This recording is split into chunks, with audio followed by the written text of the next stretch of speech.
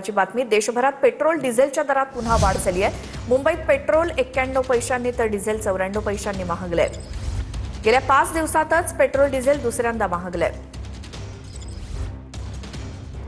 पुण्यामध्ये सध्या पेट्रोलचा दर 107 रुपये 86 पैशांवरती, छत्रपती संभाजीनगरमध्ये 109 रुपये 47 पैसे, मुंबईमध्ये पेट्रोलचा प्रति लिटर दर आहे 107 रुपये 59 पैसे, नागपुरात 108 रुपये 7 पैसे, तर रत्नागिरीमध्ये पेट्रोल सध्या 109 रुपये 53 पैसे प्रति लिटर इतक्या दरानं मिळतंय। आठवडाही पूर्ण होत नाही तोवर पेट्रोल डिझेलच्या दरात पुन्हा एकदा वाढ झाली आहे। मुंबईत पेट्रोल 91 पैशांनी तर डिझेल 94 पैशांनी महागलंय। नवे दर आजपासूनच लागू झालेत।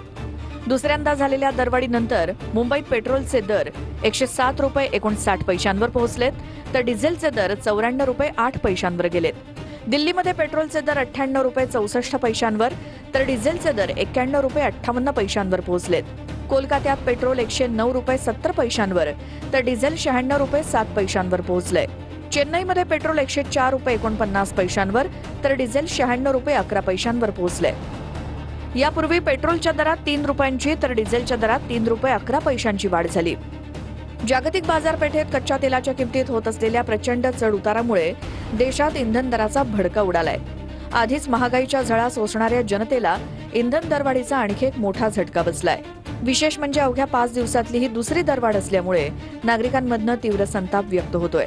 5 राज्यांच्या विधानसभा निवडणुकांनंतर इंधन दरवाढीचं सत्र पुन्हा सुरू होईल अशी शक्यता आधीपासूनच वर्तवली जात होती। त्यानुसार आता पेट्रोलियम कंपन्यांनी दरवाढीचा धडाका लावलाय।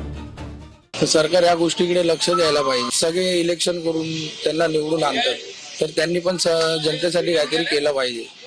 काय हे सगळं इलेक्शन झालं आणि हे सगळं वाढवलंय भाव, लोकांवर अन्याय चाललाय। अरे पाहिजे त्या वस्तू तुम्ही हे करा ना। आता सांगता युद्ध हे झालं, हे ते गॅस येतात हे ते, आणि मग जातोय कुठे? बरोबर की नाही? माणसाची, गरीब माणसांनी काय करावं? आणि महागाईमुळे या देशामध्ये, देशाच्या मध्यमवर्गीयांमध्ये एक भीतीचं वातावरण आहे।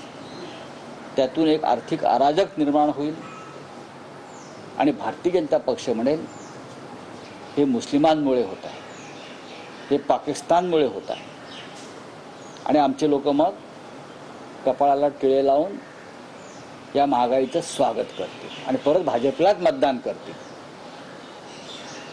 लोक त्यांच्या कर्माची फळं भोगत आहेत।